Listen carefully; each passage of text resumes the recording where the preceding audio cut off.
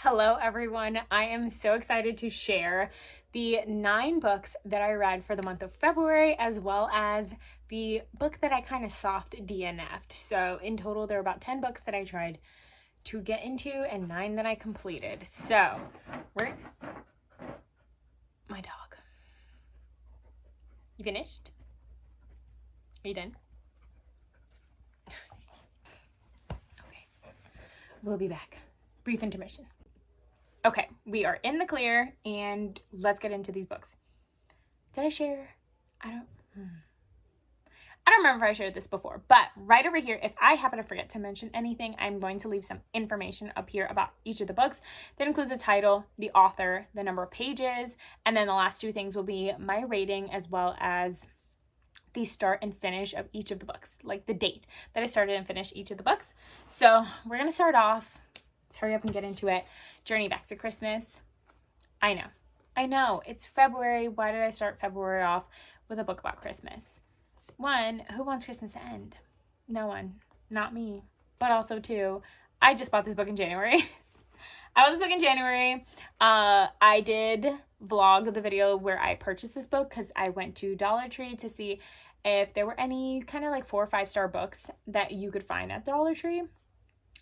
The selection was very thin, especially at mine because it's not the greatest Dollar Tree.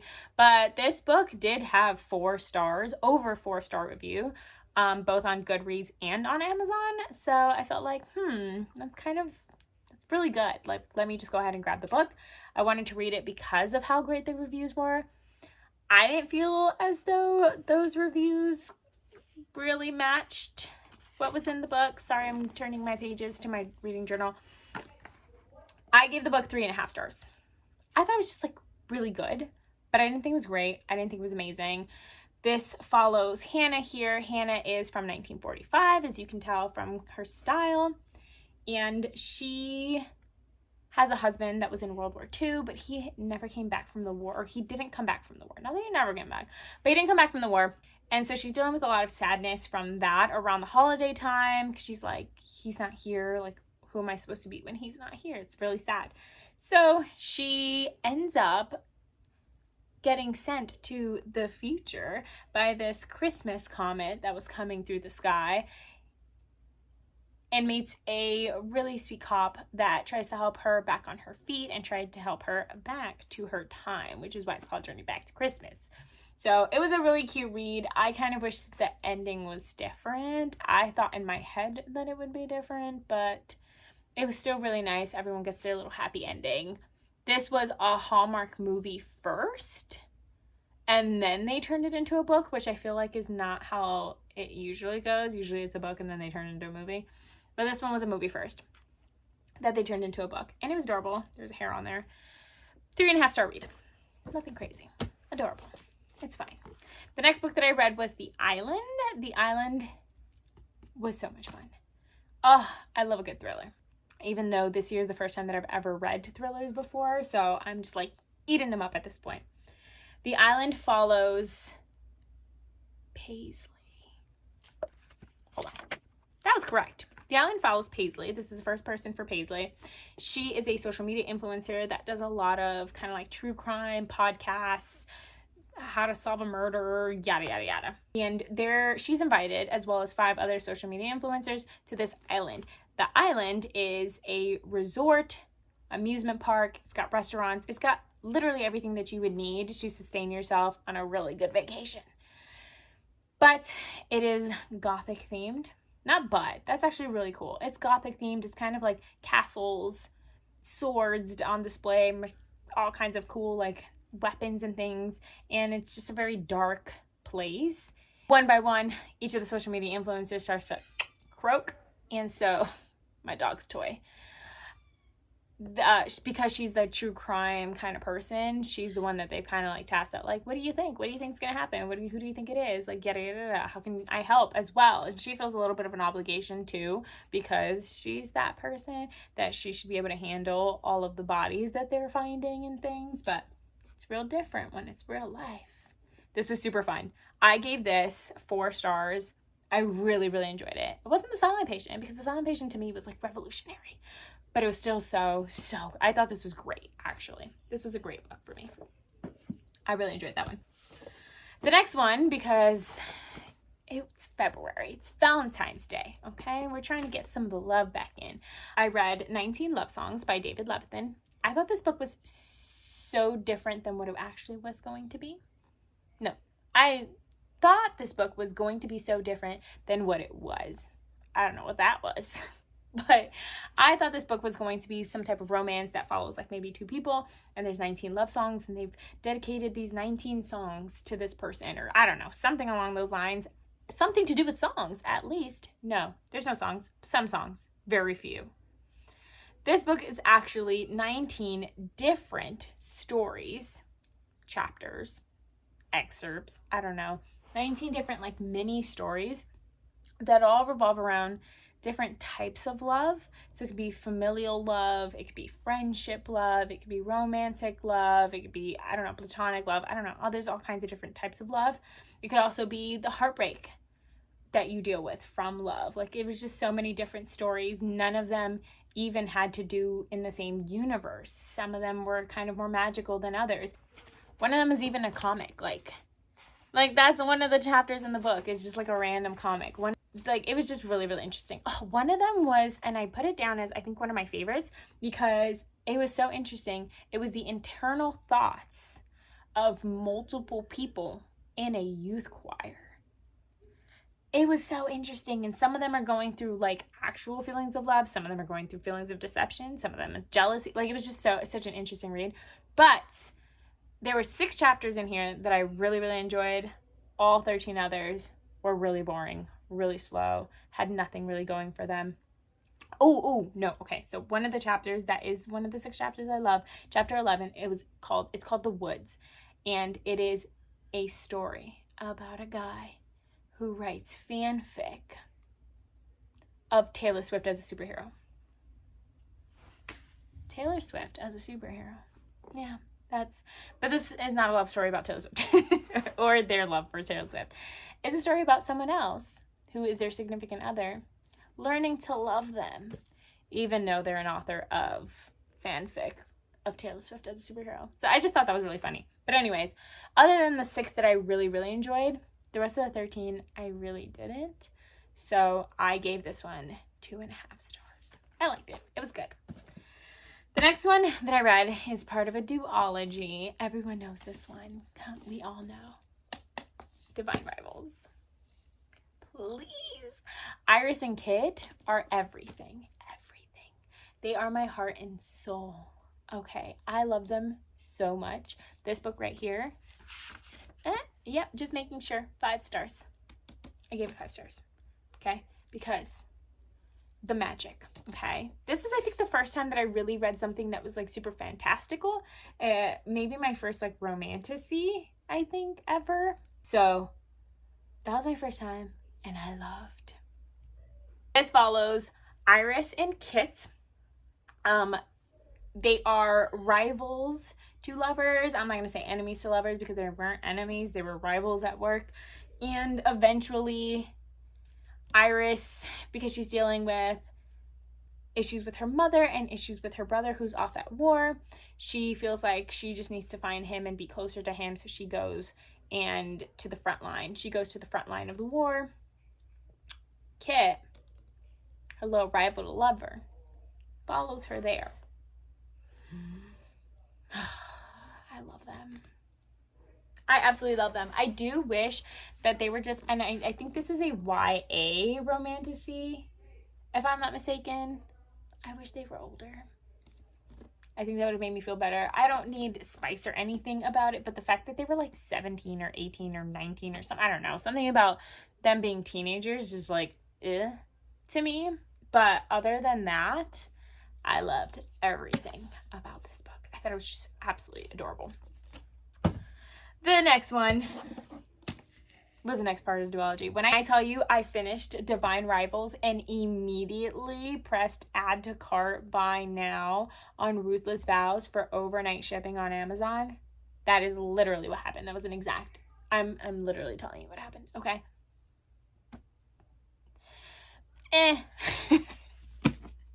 Okay, so all of that happened. I was so obsessed with Divine Rivals and how that went that I hoped that Ruthless Vows would live up to the hype of Divine Rivals, and it did not, in fact. But it was not bad at all. Ruthless Vows was a 4-star read. Okay, for me, it was a 4-star read. I really enjoyed them going back into the story. I really enjoyed the fact that the gods and goddesses, like where all the magic comes from Divine Rivals, which I didn't even mention, Iris and Kit, they have magical typewriters, which is how they were communicating with each other, but she didn't know that they were communicating with each other that way. She thought she was communicating with someone else, like some random. But we get a little bit more of that magic in Ruthless Vows when it comes to the typewriters, where the magic came from, the magic between the gods and goddesses, which is the reason that the war is even happening. So we get a lot more of that, a lot more view of like the gods and goddesses themselves as actual people, but like physical beings. So I thought all of that was a lot of fun. I just felt kind of unsatisfied with like the actual love in the story or the romance in the story. I felt like it just didn't end in a way that was more satisfying to me. But it may have to do with the fact that, as I've mentioned, they were teenagers, so whatever. Okay, the next book after Ruthless Vows was Anne. The next book after Ruthless Vows was an ebook / audiobook, because I tried to read it on both of them, and this is my soft DNF. It was Spice and Honey by Bola Babalola. This book was super cute, and I think I just tried to read it at the wrong time, because I really enjoyed a lot of what the book had to offer. I enjoyed the fact that Kikiola, who is a university student, that she has this amazing podcast meant to empower the women of her college, of her university, and kind of tell them like, hey, these guys are players. Like, don't let them play you. You play them. Show them what you're worth. Show them who you are, etc., etc. I really enjoyed that aspect. I didn't love the fake dating trope that's in that book, because I just felt like there was no actual reason for them to be fake dating, so that didn't really tie me in too much. But I just felt like I read it at the wrong time, because I was coming off the high of a romantasy where things are very high stakes, like the world is ending because of these gods and goddesses, where in this contemporary romance, like there's no stakes involved in this romance whatsoever. This is an everyday romance, and it just felt like, I don't know, like I just wasn't buying into the story as much as I really hoped to. So I'm just soft DNFing it for right now. I want to try and get back into it when I'm back in my contemporary romance era, but now it's just not that time. I'm in my romance era, and you'll see that with the next 3 books. The next book after I DNF'd Spice and Honey, soft DNF'd Spice and Honey, was Shadow and Bone. And I started the entire trilogy. So the next 3 books are all part of the Shadow and Bone trilogy. Sorry for my ring light. But I gave Shadow and Bone 3.5 stars. I really, really liked this series, but I thought it could be better, honestly. We follow Alina, the Sun Summoner. That's what she's called, because she can summon the powers of the sun. Or she can summon powers from the sun. Whatever. She's a sun summoner, okay? She's the first of her kind. There's never been another sun summoner like her, so everybody's going bat crazy because there's this darkness in her country called the Fold, and in there are these creatures that basically rip you up if you try to go in there. So it's separating both sides of this country from each other. So there's, kind of war going on, and then this is the Grishaverse. The people with powers, they're called Grisha. There's fire and water and earth, but there's also healers, and there's heart renders that can basically stop your heart from beating if they felt like it, stop your lungs from getting air, all this craziness. And there's a couple other ones. General Kerrigan, who is our main villain love interest, who is my main love interest because I love him. He has powers of shadow and darkness and whatever. And then there's some other ones. What's the other one? Oh, they are the ones that control different materials. They're fabricators, so they can create things, destroy things based on whatever their thing is, like metal or glass or whatever. So super cool concepts. I really enjoyed a lot of this. My main issue came with the male love interest that we're supposed to buy into, Mal. He was terrible. Awful. I disliked him so much that he made this story hard to read. Because the fact that she is so in love with him and he's so awful. Yeah, okay. So that made this one 3.5 stars. I'm not gonna lie to you. He's my main problem. Because they want us to buy into him so bad. Why'd you make him so bad? Okay. 3.5 stars. The next part was Siege and Storm, which is book 2 in the series. This one was 3 stars because it was a whole lot of nothing. And that's so unfortunate to say because I really did enjoy this series as a whole, but this book in particular had so much traveling. So in this one, she does meet the prince. She meets one of the princes. His name is Nikolai. I loved Nikolai. He was 10 out of 10. Another love interest of mine, okay? But a lot of this was just her traveling with Nikolai. They were just traveling. They were going from one side of the country to the other side of the country. Nothing bad happens ever. There's just walking. A lot of walking. And I wasn't here for it. I just, 3 stars for that one.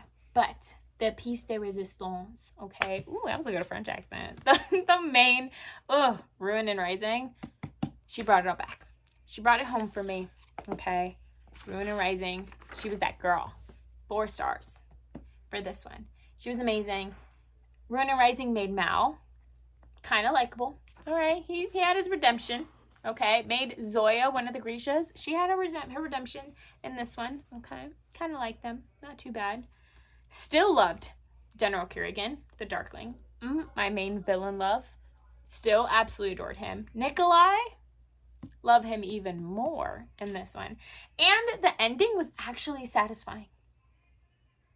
As much as I didn't want them to end up together, the ending was so satisfying. So I really, really enjoyed this one.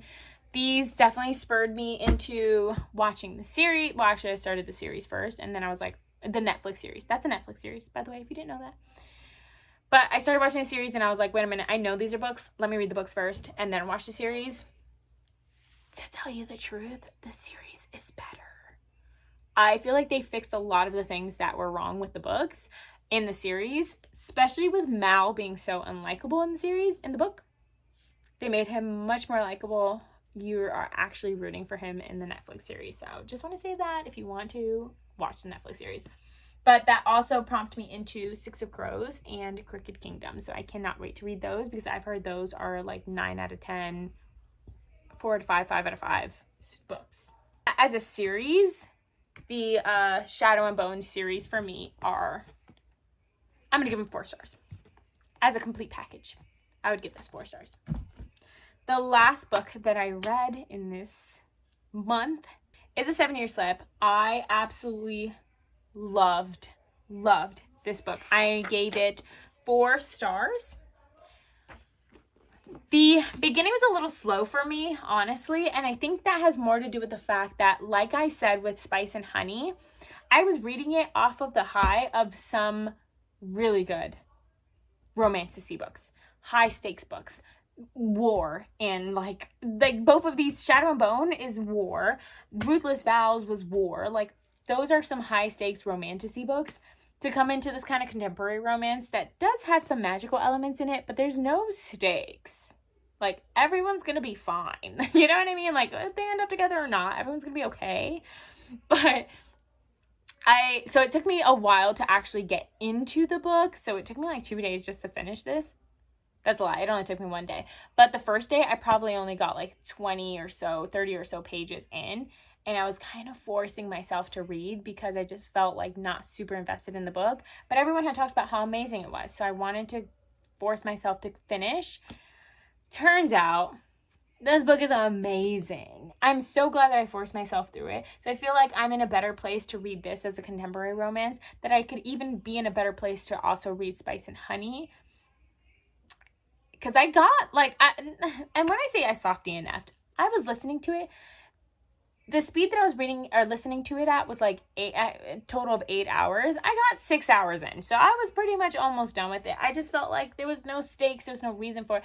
And so going into the 7-year slip, I felt the same exact thing. I was like, there's no stakes, there's no reason. But I think another thing that was bothering me was the fake dating trope. Like, I don't think I'm a fan of fake dating tropes. I'm just not that girl. But anyways, that being said, 7-year slip was so amazing. I really did enjoy all the food analogies, like not food analogies, but I really enjoyed all the food descriptions because I know a lot of people talked about that. And Iwan, our male love interest, I can eat him up. And he's a chef. Oh, I'd eat him up. This book is about Clementine and Iwan. Clementine's aunt passes away and leaves her her apartment. Her apartment's a little magical. It can time travel 7 years in the past, but they can't really control when or how it's happening or where, like, they have no control over that. It just happens when it feels like happening. So, of course, Iwan is living in the apartment 7 years in the past, and their stories interconnect, and, you know, they fall in love in the past. But who is he now? Just as delectable. That's all I gotta say. He's just as delectable now as he was in the past. But people grow and they change, you know? No one's the same. But yeah, so I gave this one 4 stars. I really, really enjoyed it. And I cannot wait to get into some more contemporary romances and whatnot, because that just felt like a really good jump in the right direction. And I want to definitely make sure that I'm finishing Honey and Spice now that I'm in a better place. Yeah. But anyways, that is all 9 of the books that I read, as well as the book that I saw, DNF, that I'm definitely going to finish, I promise.